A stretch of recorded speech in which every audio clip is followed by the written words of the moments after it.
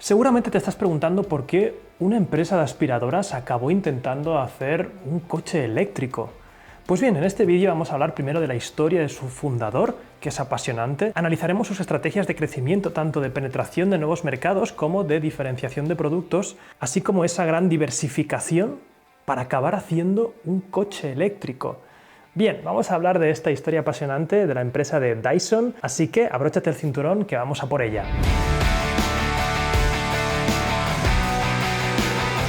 En 2020, James Dyson se convirtió en la persona más rica del Reino Unido, con una fortuna de más de 20.000 millones de dólares. Y si no te suena su cara, es posible que conozcas la empresa con la que ha conseguido amasar toda su fortuna. Dyson, la compañía que produce los electrodomésticos más admirados en todo el mundo. De hecho, muchas personas lo comparan a Dyson con el famoso Steve Jobs, por todas esas personas que son fans a su marca y a su persona, además de la capacidad de ir al detalle, perfeccionar sus productos para que sean casi piezas de obras del diseño, igual que los productos que lanzaba Steve Jobs en su época. Sin embargo, su fundador ha estado a punto de arruinarse tratando de conseguir el producto perfecto, y el propio Dyson reconoce que fracasó más de 5.000 veces antes de crear uno de sus productos por excelencia, la primera aspiradora sin bolsa de la historia. Y como veremos en el vídeo de hoy, su producto, en su día, acabó por completo con toda una industria valorada por aquel entonces en más de 500 millones de dólares.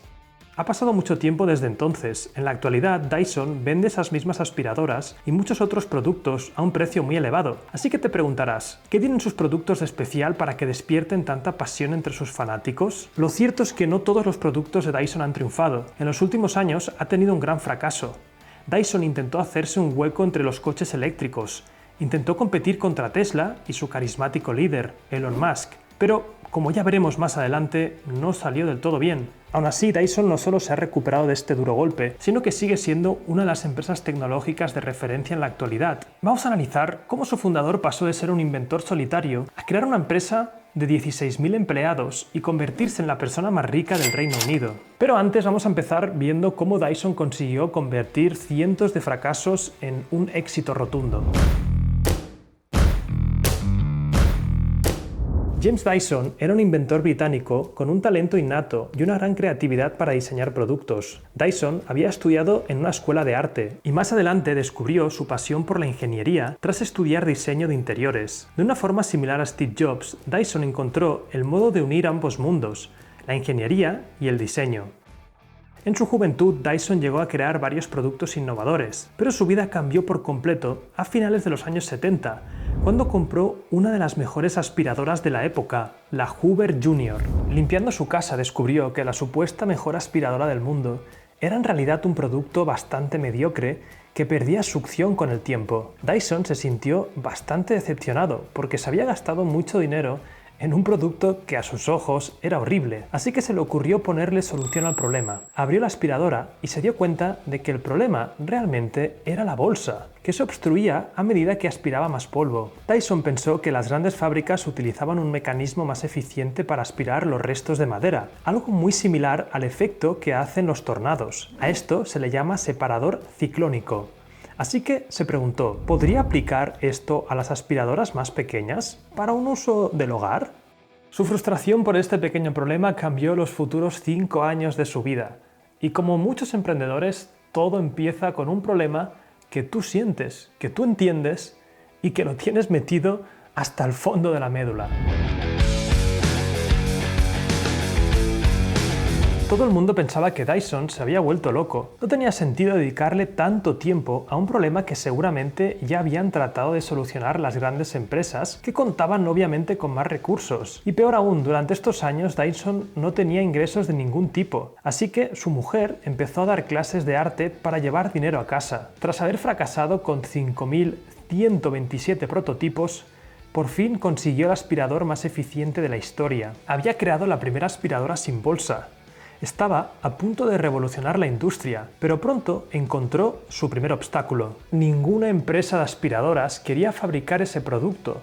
¿Y por qué?, te preguntarás. Pues bien, porque suponía una gran amenaza para su negocio principal, que era la fabricación de aspiradoras con bolsa. En aquel momento las empresas de aspiradoras basaban su negocio en la venta de bolsas reemplazables para sus productos. De hecho, era un mercado valorado en 550 millones de dólares. Y seguramente conozcas otros grandes ejemplos de este mismo modelo de negocio. En inglés se llama Razor Blade. Nespresso, por ejemplo, la famosa marca de cafeteras, obtiene la mayor parte de sus ingresos de las cápsulas de café que toman sus clientes cada día. Lo mismo ocurre con cualquier empresa que venda impresoras y obtiene sus beneficios de los cartuchos de tinta. Así que todas las empresas vieron como una gran amenaza la nueva aspiradora de Dyson y se negaron completamente a producirla, todas menos una. En 1985, Dyson consiguió llegar a un acuerdo con una empresa japonesa llamada Apex, que aceptó producir su aspiradora bajo el nombre de G-Force. En realidad, no es casualidad que Japón fuese el primer país donde Dyson decidió probar suerte, ya que es un país abierto a la innovación y a la tecnología disruptiva. Así que, como te imaginas, fue un éxito inmediato, a pesar de tener un precio desorbitado para aquella época. Cada aspiradora costaba $2.000. Sin embargo, una de las claves fue promocionar su aspiradora en las revistas más influyentes con un eslogan muy prometedor: "Di adiós a las bolsas". Y esto es claramente una estrategia de posicionamiento diferenciador, donde en vez de penetrar el mercado con un producto a menor coste, penetras un mercado con una ventaja competitiva clara, con algo muy diferenciador y subiendo el precio a lo máximo. Es un producto premium. Muchas veces los empresarios o los emprendedores se creen que la manera de competir es bajando precios. No es cierto. Si tienes algo muy diferenciado, que realmente creas que el mercado lo va a aceptar, es mejor que te diferencies por precio. Además, la gente ahí no tiene por dónde comparar. Todas las demás aspiradoras van con bolsa. La mía, no. Dyson había patentado su producto, así que decidió regresar al Reino Unido en 1991 para fundar su propia empresa de aspiradoras con el dinero que había conseguido en Japón. Fíjate que ya tenía una barrera de entrada bastante interesante, una patente, difícil de que otras empresas le copiaran por lo menos en el corto plazo. Pero como te imaginarás, volver otra vez y empezar su propia empresa suponía una gran inversión, por lo que Dyson tuvo que pedir un préstamo al banco y utilizó su casa como aval. Por suerte, en aquella época ya estaba trabajando en un diseño mejorado para su aspiradora, que la convirtió pronto en la más vendida del país en menos de 2 años. Se llamaba la Dual Cyclone. El aspirador Dyson tenía un aspecto elegante y se convirtió en un símbolo de estatus entre la clase media, ya que no estaba al alcance de todo el mundo. Sin embargo, los problemas no tardaron en aparecer. Las mismas empresas que habían rechazado a Dyson unos años atrás ahora habían copiado su producto y estaban vendiendo su propia versión a un precio más bajo. Entre ellas se encontraba Hoover, la empresa que inspiró a Dyson en su nueva aventura. La competencia estaba infringiendo su patente, así que Dyson acabó ganando todas las demandas judiciales con el paso del tiempo. Pero ya era tarde y muchas empresas le habían robado cuota de mercado. Y atención, porque Dyson tomó una decisión muy arriesgada en aquel momento que acabó siendo un éxito rotundo: enfrentarse a Hoover. En 2002, Dyson decidió penetrar el mercado estadounidense para enfrentarse a Hoover, el gran competidor que tenía el 25% de la cuota de mercado en Estados Unidos. Como te imaginarás, no fue una decisión fácil, pero lo sorprendente es que Dyson consiguió destronar a Hoover en menos de 3 años. Así que te preguntarás, ¿cómo lo hizo? Dyson consiguió reducir el precio de sus aspiradoras para que fueran más accesibles. Seguían siendo más caras que las alternativas, pero ofrecía un diseño elegante y una mayor comodidad. Además, lanzaron varios anuncios en televisión que fueron un éxito, así que más personas empezaron a utilizar sus productos. Gracias al boca a boca, el nombre de Dyson se asoció a productos de calidad y en poco tiempo se convirtió en el líder de la industria. Y no solo eso, para diferenciarse de la competencia, Dyson hizo las dos cosas que mejor sabía hacer: continuar innovando y crear nuevos productos. Y esto es clave cuando una empresa crece. Entendemos que puede crecer yendo a nuevos mercados, como fue el hecho de ir a Estados Unidos, o también puede crecer a base de crear nuevos productos. Poco después de convertirse en el líder de las aspiradoras, Dyson revolucionó otra industria que nada tenía que ver con la anterior. Inventó un secador de manos que elimina el agua muy rápido y con poca energía. En lugar de evaporarla con calor, utiliza una cortina de aire. Esta idea tan simple fue todo un éxito que adaptaron a cientos de aeropuertos para sus baños públicos. Pero sus ganas de inventar nuevos productos no acabaron allí. Unos años más tarde, Dyson volvió a revolucionar otra industria completamente diferente. Dyson diseñó el secador de pelo más pequeño, ligero y silencioso del mercado. Pero un momento, ¿cómo puede ser que Dyson revolucionara industrias por completo donde ya habían muchas empresas establecidas? Vamos a hablar del método Dyson.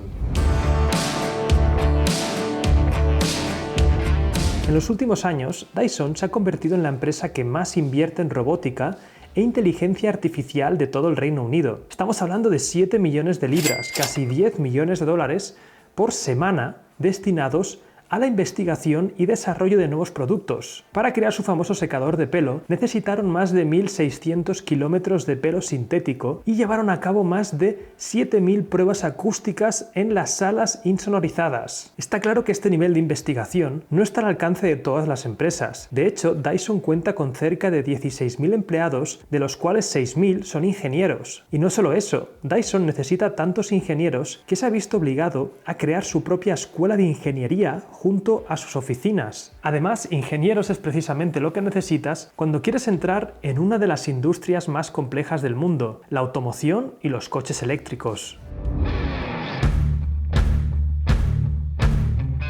Y aquí viene la historia de nuestro coche eléctrico. En septiembre de 2017, Dyson anunciaba que iba a crear su propio coche eléctrico. Y es verdad que Dyson había revolucionado varias industrias, pero la gente se preguntaba, ¿sería capaz de revolucionar esta industria tan creciente? Sobre todo con competidores como Tesla y algunos otros grandes. No tardaron en aparecer los primeros memes del coche aspiradora, pero la cosa iba en serio. Dyson decidió mover su sede a Singapur, un país con menos restricciones y burocracia que Europa. Además, el propio James Dyson decidió financiar de su propio bolsillo todo el proyecto. Sin embargo, un año más tarde, el coche eléctrico fue cancelado. ¿Qué ocurrió con sus planes de revolucionar esta industria? Lo cierto es que todas las grandes empresas como BMW, Mercedes o Audi están perdiendo dinero con cada coche eléctrico que venden, y eso es algo que no todas las empresas se pueden permitir. Dyson es una empresa con menos presupuesto y la automoción tiene grandes barreras de entrada, así que las probabilidades de éxito estaban completamente en su contra. Dyson decidió dar un paso atrás para centrarse en sus productos principales, en lugar de poner en riesgo a la compañía, y aunque el coche eléctrico le costó más de 600 millones de dólares de su propio bolsillo, su empresa sigue siendo un referente tecnológico basado en el diseño y la innovación de sus productos, y su fundador, con 73 años, sigue a la espera de revolucionar muchos otros sectores. Así es como James Dyson, con miles de fracasos y unos cuantos éxitos, se convirtió en la persona más rica del Reino Unido. Y ahora sigamos con las lecciones principales. La número 1 tiene que ver con el posicionamiento. Cuando entres en un nuevo mercado, es bastante más interesante que te posiciones como algo distinto y que subas el precio a que no simplemente compitas por precios, porque por precios la gente siempre te va a comparar, siempre va a ver qué está pasando. Y si tienes una ventaja competitiva como la de Dyson, es interesante que subas precios y que digas, soy caro, pero soy distinto y único. La segunda lección de Dyson tiene que ver con la integración vertical que ha hecho cuando volvió de Japón. Se dio cuenta que, oye, que se lo fabriquen otras personas tiene sus ventajas porque no tienes que meter tanto coste, etcétera, pero una vez has validado que la gente quiere ese tipo de aspiradoras, lo interesante es que tú empiezas a integrarte verticalmente hacia atrás, hacia tu propia producción, tu propia fábrica. De esta manera controlas mucho más la fabricación, los márgenes obviamente son mayores, lo malo es que vas a tener que meter un coste extra, por eso tuvo que hipotecarse. Pero está muy bien, fíjate que aunque estuvo mucho tiempo diseñando esa propuesta de valor, en el caso de Dyson en concreto era necesario porque ese invento era revolucionario. Aún así, fíjate que no montó toda la estructura de la fábrica, sino que se fue a Japón para ver si alguien podía fabricarle y ayudarle con la distribución, etc. Y la última lección que para mí es muy interesante es entender en qué eres bueno como empresa. En este caso, Dyson es bueno creando nuevos productos revolucionarios que sean piezas brutales de ingeniería y que inviertas más recursos ahí, no en tus debilidades, sino en tus fortalezas. Dyson ha creado una escuela de ingenieros y ha puesto la carne al asador en I+D, donde realmente ellos brillan. No se ha dejado todos esos millones en más marketing, sino en crear mejores productos. Identifica en tu empresa cuáles son tus áreas de fortaleza y pon más dinero ahí. Y por cierto, hemos visto cómo Dyson ha ido revolucionando bastantes industrias. Comenta aquí abajo en cuál crees que va a introducirse próximamente. Me encantaría leeros y ver a ver en qué más se meten, porque ya el coche eléctrico para mí ya ha sido lo más diferenciado de todos, pero vamos a ver qué opináis. Y por cierto, si quieres emprender, ya sabes que tienes los audios de Mentalidad de Emprendedor, donde diseccionamos los conceptos de empresa más difíciles de entender y esa mentalidad para que puedas en 30 días tenerla en tu cabeza. Lo tendrás en el primer comentario y en las etiquetas. Así que nos vemos ahí y hasta la próxima. Chao.